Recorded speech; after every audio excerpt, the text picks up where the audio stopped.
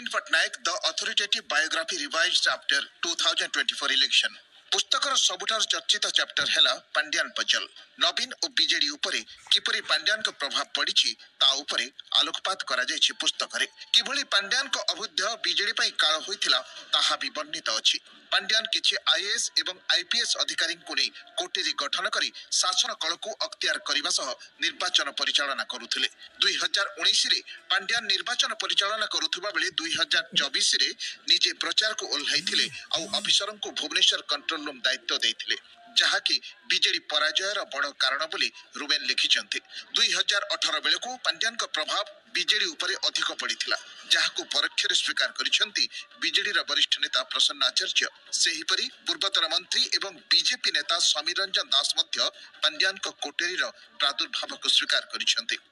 Ruben Banerjee जने अति प्रतिष्ठित एवं बहु पुरातन अनुभवी अभिज्ञ सांबादिक समालोचक तेणु तांकर बहिरे निश्चय जो तथ्य माने से देइछंती से विभिन्न सूत्र से तथ्य संग्रह करथि जनता दल गठन प्रक्रिया आरंभ ठारू अनेक वर्ष पर्यंत से आमको आमर दल को आमर संगठन को आमर नेतृत्व को अति पाखरु से निरीक्षण करिसेंती तांकर निश्चय सूचित मत से देइथिबे रुबेन बानर्जी जो जो कथा गुडी कहिसेंती से एते संदेह करिवार किछि कथा नाही किंतु ए संपर्क रे जो कोटरी कथा कहउसेंती ए संपर्क रे हमर व्यक्तिगत भाव उपलब्धि अछि पांड्यानकर चाल चालू छला कि भाव में पांड्यान जहाँ चाहूले होता ये कथा अनेक समय आम पाखे परिलक्षित होती अनेक उदाहरण व्यक्तिगत भाव में मोर अच्छी मुझे तार अनेक समय तार प्रतिवाद करी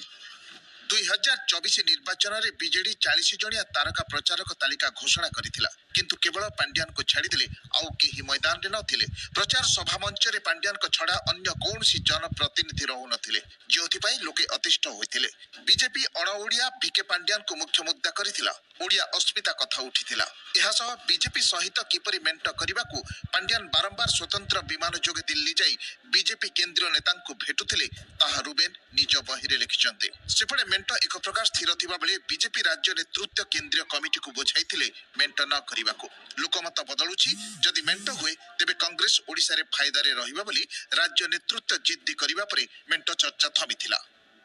नवीन कर गोटे दृढ़ धारणा है जे भाविले प्यारिस जेमती सर्विस दौले पांड्यान सेम सर्विस देवे इन बिटवीन पांड्यान मन भितर जन्म नौला गोटे भावना जे मु जदि शासन करि पारु मु जदि शासन करूची on behalf of Naveen Patnaik why can not I sit on the throne of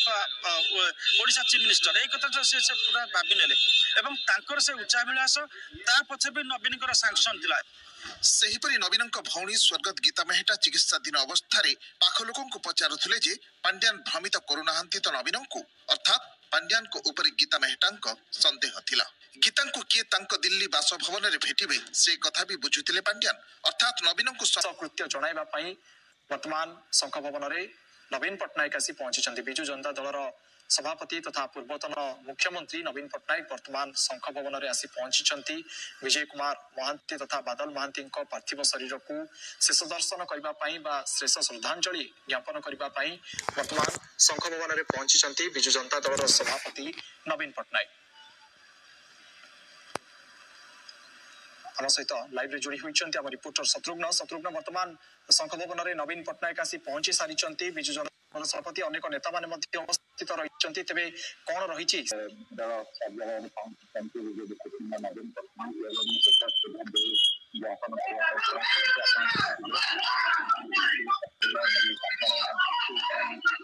वर्तमान गोटे दुखर माहौल शंख भवन परिसर में वर्तमान नवीन पट्टनायक आसी पहुंची शेषकृत्य ज्ञापन कर पूर्वतन विधायक विजय कुमार महांती पार्थिव शरीर को शंख भवन परिसर में रखा वर्तमान विजु जनता दल सभापति नवीन पट्टनायक आसी पहुंची शेष दर्शन करने सहित पुष्पगुच्छ प्रदान कर शत्रुघ्न आम सहित पुनर्बार जोड़ी होती शत्रुघ्न आम देखिपुँ नवीन पट्टनायक शेष दर्शन कर पुष्पगुच्छ अर्पण करें सेठाकर माहौल कौन रही अत्यंत दुखद माहौल जदिव जना पड़ी किए किए सेठार उपस्थित रही कौन रही माहौल देखुं शेष श्रद्धांजलि देइछंती दलर सुप्रीमो नवीन पट्टनायक एवं जेहेतु दलर सी पूर्वतन विधायक थिले एवं जड़े टाणुआ संगठक थिले भुवनेश्वर भली मध्य निर्वाचन मंडल से दुई थर निर्वाचित होते शेष श्रद्धांजलि दे दलर ସୁପ୍ରିମୋ ବା ହେଇଥିଲେ ତାଙ୍କୁ ଶେଷ ଶ୍ରଦ୍ଧାଞ୍ଜଳି ଦେଇ ଦଳର ସୁପ୍ରିମୋ ବା ଦଳର ମୁଖ୍ୟ ବର୍ତ୍ତମାନ ପ୍ରତ୍ୟାବର୍ତ୍ତନ କରୁଛନ୍ତି। ଆପଣ ଦେଖୁଛନ୍ତି ଯେ ଯେହେତୁ ଶେଷ ଦର୍ଶନ କରିସାରିଛନ୍ତି ଏବଂ ୟା ପରେ ପରେ ତାଙ୍କର ପାର୍ଥିବ ଶରୀରକୁ ପୁରୁଣା ଭୁବନେଶ୍ୱର ସ୍ଥିତ ଶ୍ମଶାନକୁ ନିଆଯିବ। ପ୍ରଥମେ ତାଙ୍କ ବାସଭବନକୁ ନିଆଯିବ, ତାପରେ ତାଙ୍କର ଅନ୍ତିମ ସଂସ୍କାର ପୁରୁଣା ଭୁବନେଶ୍ୱର ସ୍ଥିତ ଯେଉଁ ଶ୍ମଶାନ ରହିଛି ସେଠି ତାଙ୍କର ଅନ୍ତିମ ସଂସ୍କାର କରାଯିବ। ଏବଂ ଯେହେତୁ ଦଳର ଜଣେ ଟାଣୁଆ ସଂଗଠନକୁ ହରାଇଛି ଦଳ, ତେଣୁ ଦଳର ସଭାପତି ପହଞ୍ଚି ତାଙ୍କୁ ଶେଷ ଦର୍ଶନ କରିବା ସହିତ ଶେଷ ଆପଣ ଦେଖୁଛନ୍ତି ଯେ ବର୍ତ୍ତମାନ ନବୀନ ପଟ୍ଟନାୟକ ଶେଷ ଦର୍ଶନ